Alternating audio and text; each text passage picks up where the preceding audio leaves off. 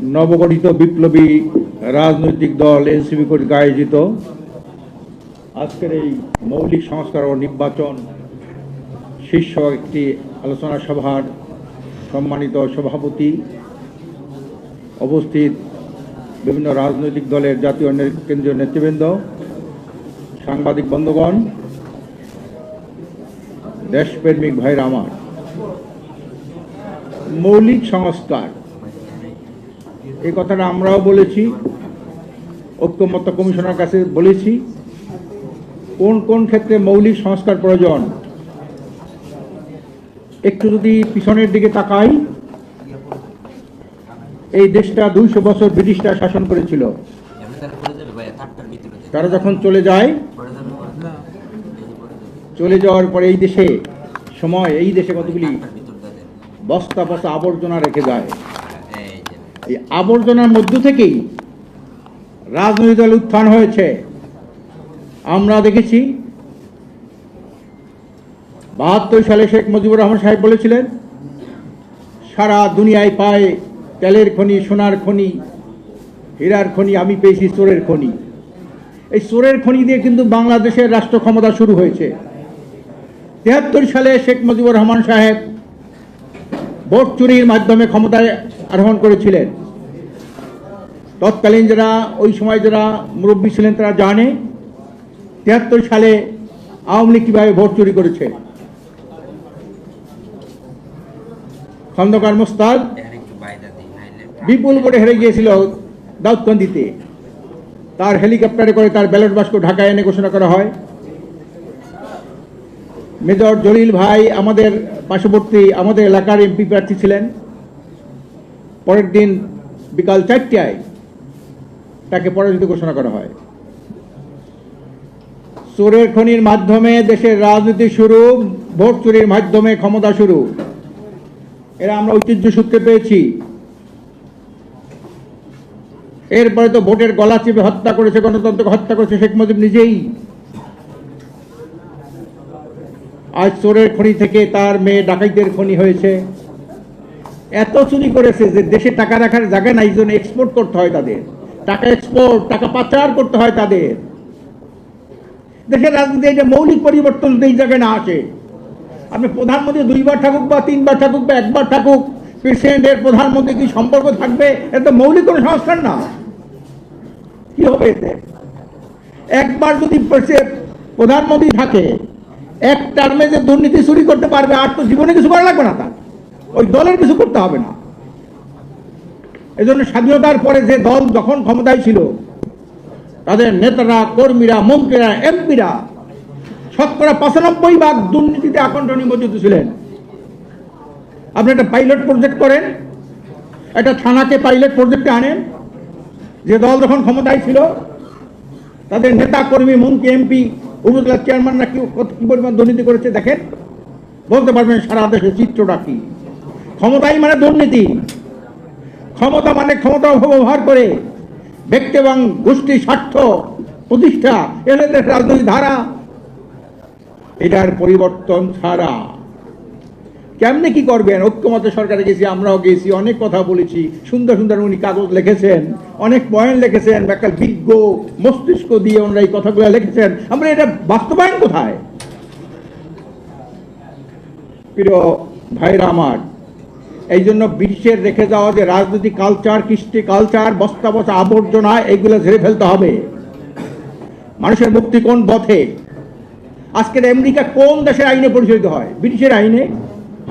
আমেরিকাকে একটা মানুষের রাষ্ট্র বলা যায়? আজকে ফিলিস্তিন উপর যে মানে নির্বিচারে নির্যাতন, এটা কল্পনা করা যায়? এরপরেও তামা তামা বানাই দিল দেশটাকে, গাজাকে। এরপর সে হাজার হাজার কোটি ডলার অস্ত্র দিচ্ছে ইসরায়েলকে। আমেরিকা কোন দেশের আইনে আমেরিকা পরিচিত হয়? ব্রিটিশের আইনে। ভারত একটা রাষ্ট্র, একটা উগ্র হিন্দুত্ববাদী মানবতা বিরোধী রাষ্ট্র ভারত। আজকে সেখানে মুসলমানদের সাথে অন্য মানুষকে তো তারা মানুষই মনে করে না। এটা কোন আইনে? ব্রিটিশের আইনে। আজ বাংলাদেশে যারা ক্ষমতায় ছিল, জনগণের টাকা লুণ্ঠন করেছে, চুরি করেছে, লক্ষ কোটি টাকা, লক্ষ লক্ষ কোটি টাকা বিদেশে পাচার করেছে, তারা কোন আইনে রাষ্ট্র চালাইছে? ব্রিটিশের আইনে। এই ব্রিটিশের আইনে কি মানুষের মুক্তি না অন্য কোনো মুক্তির পথ আছে? গাছের গোড়া কেটে আগায় পানি ঢাললে গাছ বাঁচে না, সত্য খুঁজতে হবে। আমরা একটা জিনিস এড়িয়ে যাই, সেই বস্তা বসা রাজনৈতিক দর্শনকে আমরা বিভিন্ন লেভেল লাগাই। উনি লিবারেল ডেমোক্রেটিক, উনি লিবারেল, উনি ডেমোক্রেটিক, উনি সেকুলার, উনি অসাম্প্রদায়িক, এই কথাগুলো সুন্দর রূপ লাগায়। এর পিছনে যাই কিছু বলেন, এর পিছনে মানুষের শোষণ করা, মানুষের অধিকার হরণ করা, দেশের সম্পদ চুরি করা, বিরোধী দলকে নিস্ত নাবুদ করা, এই হলো এই দেশের রাজনৈতিক ঐতিহ্য। এই জন্য আমি বলবো, এই বস্তা বসা রাজনীতি, সাংস্কৃতিক কালচার, শিক্ষা দেখেন, একটা প্রবাদ আছে, শিক্ষাই জাতির মেরুদণ্ড না, জাতির মেরুদণ্ড হয় না, শিক্ষাই জাতির মেরুদণ্ড। আজকে যারা দুর্নীতি করে তারা কারা? সবাই শিক্ষিত, কিন্তু কোন আইনে, কোন শিক্ষায় শিক্ষিত? পাশ্চাত্য আইনে, পাশ্চাত্য শিক্ষায় শিক্ষিত। আজকে মন্ত্রী, এমপি, সচিব, পুলিশ, অমুক সমুক কারা দুর্নীতি করে, যাদের তালিকা আছে, একজন কৃষক শ্রমিকের নাম তো নাই সেখানে, একজন মুসলিম মানুষের নাম তো নাই সেখানে। সব এই পাশ্চাত্য শিক্ষায় শিক্ষিত কুলাঙ্গার, এরাই দুর্নীতি করে, এরাই টাকা পাচার করে। আজকে আয়নাগরে কল্পনা করা যায় এই সরকার কিভাবে আয়নাগর নাম একটা মানুষ, তার মধ্যে যদি সামান্য না মনুষ্যত্ববোধ থাকে, হ্যাঁ, এইটা কোথেকে পাইলো? ব্রিটিশ থেকে পাইলো। ব্রিটিশরা কি করেছে? এই দেশের মানুষকে প্রজা বানিয়েছিল, তারা লর্ড হয়েছিল, এই দেশের মানুষকে নির্মমভাবে নির্যাতন করেছিল, ধান চাষ বন্ধ করে নীল চাষের জন্য উদ্বুদ্ধ করেছিল। যারা নীল চাষ করতো না তাদের নির্মম অত্যাচার করতো না। কাজে আমি, যারা রাজনীতি করেন, রাজনীতিবিদ আছেন, তাদেরকে বলবো, বস্তা বসা এই আবর্জনার স্তূপ থেকে রাজনীতি করলে মানুষের মুক্তি আসবে না। সেমিনার সিম্পোজিয়াম করা যাবে, সমাবেশ সম্মেলন করা যাবে, ঘেরাও করা যাবে। আজকের এই ইউনূস সাহেব একজন গ্লোবাল আইকনিক লিডার, তাকে আমরা এনেছি, আমরা ওখানে বসিয়েছি তাকে। এই লোকটার মাথায় একটা দেশের উন্নয়ন করার জন্য কত দেশে সে যে উন্নয়নের ফর্মুলা দিয়েছে, আমরা তাকে কাজ করতে দিতে চাই না। কি জন্য? ডিসেম্বরে না জুনে, ডিসেম্বরে না জুনে, মাত্র 6 মাস, কেউ কেউ আবার এপ্রিলে, কেউ কেউ ফেব্রুয়ারিতে, এই 2-3 মাসের জন্য লোকটাকে অস্থির করে ফেলছে সবাই। মানে কি? উনি কি নিজে এই ক্ষমতা নিয়েছিল না আমাদের প্রজন্মকে ক্ষমতা বসাইছিলাম, আমরা দিয়েছিলাম? এইটা কাদের কালচার? ব্রিটিশের কালচার। সচিবালয় থেকে শুরু করে সব জায়গায় ঝামেলা। এটা কেন? রাজনীতি ক্ষমতা দেয়, ক্ষমতা, তাড়াতাড়ি ক্ষমতা। স্লোগানের ক্ষমতা না জনতা। আরে জনতার কথা বলে তো অনেক দলই ক্ষমতা গিয়েছিল, জনগণের গলা টিপে হত্যা করেছে। স্লোগান সর্বোচ্চ সংস্কার হলে হবে না। সংস্কার 1 নম্বর হলো, আমি এই দেশটা কোন আইনে পরিচালিত হবে? ব্রিটিশের আইনে? এর বাইরে কোন আইন আছে? এর আইন যেটা আছে, লজ্জায় বলতে হয়, লজ্জা, মাথা নিচু হয়ে যায়। এরপরে যেটা সর্বকালের সর্বোচ্চ আইন, সেই কথাটা আমরা বলতে লজ্জা পাই। যে কথাটাকে আমেরিকা গ্রহণ করে না, আমেরিকা ভয় পায়, ভারত ভয় পায়, সেই কথাটা আমরা বলতে পারি না। সে আইনটাকে মুখে উচ্চারণ করতে লজ্জা বোধ করে। সেটার নাম হলো শরিয়া আইন। শরিয়া আইন। আমি সৌদি আরবে পুরো শরিয়া আইন নাই, দিরুপ আছে। আমেরিকায় 1 ঘন্টা যতগুলো ক্রাইম না হয়, চুরি, ঘুষ, সন্ত্রাস, ধর্ষণ, সৌদি আরবে 1 বছর সেই ক্রাইম হয় না। শরিয়া আইন আল্লাহ প্রদত্ত, সর্বজনীন, সকল মানুষের জন্য, যেমন রাজার জন্য তেমনি প্রজার জন্য, যেমন ক্ষমতাসীনদের জন্য, সাধারণ নাগরিকের জন্য। আর বর্তমান আইনে আইন শুধু জনগণের জন্য, আইন শুধু বিরোধী দলের জন্য, নিজের দলের জন্য না। এই জন্য মৌলিক সংস্কার এইখানে আনতে হবে। ধ্যান ধারণার সংস্কার না হলে, এই কাগজে কলমে সংস্কার করে কিছুই তো হবে না। এরপরে যে দল যাবে, সেই দল কাগজের সংঘর্ষ আসন পায়, তারা যদি ক্ষমতায় যেতে পারে, এই জন্য সব কাগজে সবগুলা চেঞ্জ করে ফেলবে। আজকের বাংলাদেশের সংবিধানটা কাটাছেড়ার দলিল, যে দল যখন যায় নিজের ক্ষমতাকে পাকাপোক্ত করার জন্য, তারা এইটা কাটে, ওইটা কাটে, এইটা ঢুকায়, এইটা করে, এই অবস্থা তাদের। এজন্য আমরা পরিষ্কার বলছি, একক স্বৈরাচার যাতে এদেশে প্রতিষ্ঠা না হয়, এই জন্যে সর্বক্ষেত্রে পিআর পদ্ধতি চেয়েছি। এই যেটা মৌলিক সংস্কার, 53 বছরে একই ধারায় নির্বাচন চলে আসছে। আমরা সেই নির্বাচনের ফলাফল দেখেছি, দিনের পর রাতে দেখেছি। ডামি ভোট দেখেছি, রাতে তারপরে কি কয় বিনা ব্যালটে ভোট দেখেছি। তো তাই না, এর আগে যে ভোট হয়েছে একটা ভোট আপনি স্বচ্ছ দেখাইতে পারবেন না। 91 সালে একটু স্বচ্ছ হয়েছিল, আওয়ামী লীগ বলছে এখানে সূক্ষ্ম কারচুপি হয়েছে। 96 সালে একটু স্বচ্ছ হয়েছিল, বিএনপির বছর স্থূল কারচুপি হয়েছে। একটা ভোটে সুস্থ হয় না। যে 53 বছরের মধ্যে একটা ভোটে সুস্থ সঠিক হয় নাই, গ্রহণযোগ্য হয় নাই, সেই ভোটটাকে সেই পদ্ধতি আমরা ভোট চাই কেন? কেন চান আপনি? এই জন্যে আমরা পরিষ্কার কথা, আগামীতে যদি একটা স্থিতিশীল পার্লামেন্ট, কার্যকর পার্লামেন্ট হবে মেধার বিকাশ, সেখানে আমরা পিয়ার পদ্ধতি চাই। 91 দেশে পিয়ার পদ্ধতি আছে। আপনার চোখ কান খোলা দেখেন না, কোন কোন দেশে যেগুলো আছে, যেগুলো ব্রিটিশের আধিপত্য ছিল, কলোনি, ব্রিটিশের কলোনি।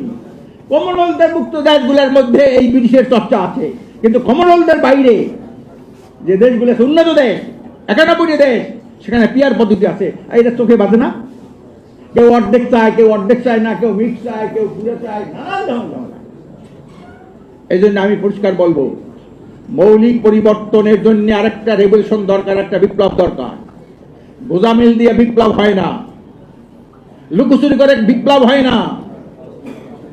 আমরা পরিষ্কার চাই, জাতীয় চরিত্র ধ্বংস হয়ে গেছে, চরিত্র কোথাও নাই। যেমন ক্ষমতাসীনদের নাই, বিরোধী দলের নাই, গণমাধ্যম নাই, হ্যাঁ, বুদ্ধিজীবীদের নাই। আমরা দেখেছি গণমাধ্যম পত্রিকায় খালি ছাগল আর গরু বসা, এর মধ্যে 70% ভোট কাস্ট হয়েছে পত্রিকার বড় হেডিং। মানে কি? ওনা কেন? আমাদের তো হাত পাও বাঁধা, আর আমরা জাতির বিরুদ্ধে অবস্থান নেবে না হয়। আমরা মানিক মিয়ার মতো সাংবাদিক হন। তোমার দশে মানিক মিয়া সাংবাদিক রায়গঞ্জ ছিলেন, মুজিবুর রহমানের মতো সাংবাদিক হন। তোমার দশে মানিক মিয়া আওয়ামী লীগের পক্ষে লিখতেন, পাকিস্তানের বিরুদ্ধে লিখতেন, আবার আওয়ামী লীগের সমালোচনা করেছেন। এভাবে সাংবাদিক হন, নীতি নৈতিকতা সম্পন্ন সাংবাদিক হন। হলুদ সাংবাদিক ছেড়ে দেন, সুবিধাবাদী সাংবাদিক ছেড়ে দেন। প্রিয় ভাইরা আমার, এজন্যে মৌলিক পরিবর্তন দরকার, চিন্তা ভাবনার ক্ষেত্রে, শিক্ষার ক্ষেত্রে, রাজনৈতিক দর্শনের ক্ষেত্রে। আরেকটা যে জাতীয় চরিত্র নাই, কোথাও নাই। আপনি একটা আম খাইবেন, খাইতে পারেন না, বলে দেয় আমরা 2 ঘন্টা ভিজিয়ে রাখেন লবণ দিয়ে পানির মধ্যে, এটা খাওয়া যাবে না, সুন্দর আম খাওয়া যায় না। জাতীয় চরিত্র নাই, মাছ খাওয়া যায় না, কোনো কিছু খাওয়া যায় না, জাতীয় চরিত্র শেষ হয়ে গেছে। এমন কোন অফিস নাই যেখানে দুর্নীতি নাই, যেখানে ঘুষ নাই। মানে কি? চরিত্র নাই। আজকে বিদ্যালয়, সর্বোচ্চ বিদ্যাপীঠ, ভাইস চ্যান্সেলররা কি দুর্নীতি করেছে, কিভাবে টাকা খেয়ে তারা অ্যাপয়েন্টমেন্ট দিয়েছে, বিচারপতিরা কিভাবে করেছে, সর্বক্ষেত্রেই তো তাই। আর সিনহা কি করেছেন, আরো অনেক বিচারপতি ঘটনা জানি, দুঃখজনক, দুঃখে মাথা নিচু হয়ে যায়। কাজের জন্য যারা বিপ্লব করেছেন, বিপ্লবের নেতৃত্ব দিয়েছেন জুলাই এবং আগস্টে, আমি তাদেরকে বলতে চাই, জাতির যদি কিছু ভালো করতে চান তাহলে মৌলিক পরিবর্তনের দিকে নজর দেন। গোজামিল দিয়ে কোনো পরিবর্তন আসবেন না। এর মধ্যে দেখেন চেতনার কি বাণিজ্য চলছে, চেতনার বাণিজ্য। সেদিন শুনলাম কালকে একটা গ্রুপ হয়েছিল আহত বঙ্গু ভাইয়া, কিছুই পায় না তারা। গেছে কি জুলাই ফাউন্ডেশনের কোথায়, এটা কিছু নাই। তারপরে কিছুই নাই, কিছুই দেয় না, কিছু কিছু দেশে দেয় না, বিদেশে যাইতে হয় তাদের। আর এই চেতনা লইয়া জুলাই চেতনায় নাকি 82টা না 90 সংগঠন হয়েছে। এই জুলাই চেতনা, চেতনার বাণিজ্য, আমি করছি, এই চেতনার বাণিজ্য চলছে দেশে। এই চেতনার বাণিজ্য দেশে চলতে দেওয়া হবে না। এসে জনগণ, দেশপ্রেমিক জনগণ জেগেছে। 70-71 মুক্তিযুদ্ধের চেতনা, মুক্তিযোদ্ধাদের সার্টিফিকেট, জাল সার্টিফিকেট। মোজাম্মেল হক মুক্তিযুদ্ধ বিষয়ক তার সার্টিফিকেট জাল। এই মুক্তিযোদ্ধার চেতনা নিয়ে ব্যবসা করেছেন। 90-এর গণতন্ত্রের এরশাদের পতনের পরে গণতান্ত্রিক চেতনা, যারা গণতান্ত্রিক চেতনা এরশাদের মধ্যে করে এটা আমরা নূর হোসেন চত্বর দিয়ে ভুল দেয়, মালা দেয়, তাই নিজেই গণতন্ত্রের গলাটাকে হত্যা করেছে। আবার এই জুলাইয়ের চেতনা 82-এর সংখ্যা দরকার আছে। এই খাই চেতনার গোষ্ঠী শুদ্ধ এখন নির্মূল করে দিতে হবে। চেতনা একটা ছিল, ফেসিবাদের পতন হয়েছিল, মানুষ অধিকার প্রতিষ্ঠা করার জন্য এটা হয়েছিল, বৈষম্য নিরসন করার জন্য হয়েছিল। স্বাধীনতা সংগ্রাম কত সুন্দর নাম, সুন্দর কি কয় কানাসেলের নাম, পদ্ম কত সুন্দর কথা, সাম্য, মানবিক মর্যাদা, সামাজিক সুবিচার, কত সুন্দর সুন্দর কথা বলেন।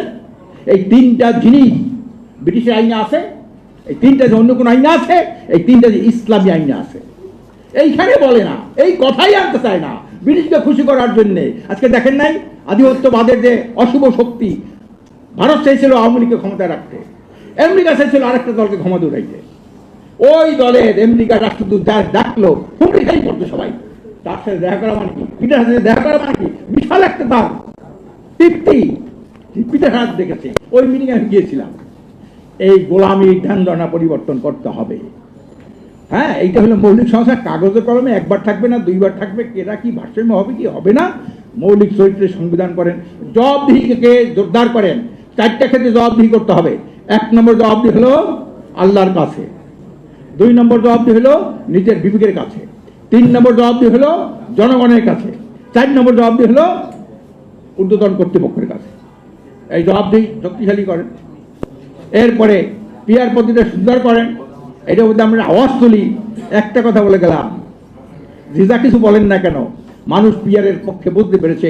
এই যে অধিকাংশ দল, 2-1টা দল ছাড়া সকল দল পিয়ার চায়, পিয়ার ছাড়া এদের কোনো নির্বাচন হবে না। প্রিয় ভাইরা, আমরা আসুন আমরা মৌলিক সংস্কার করি।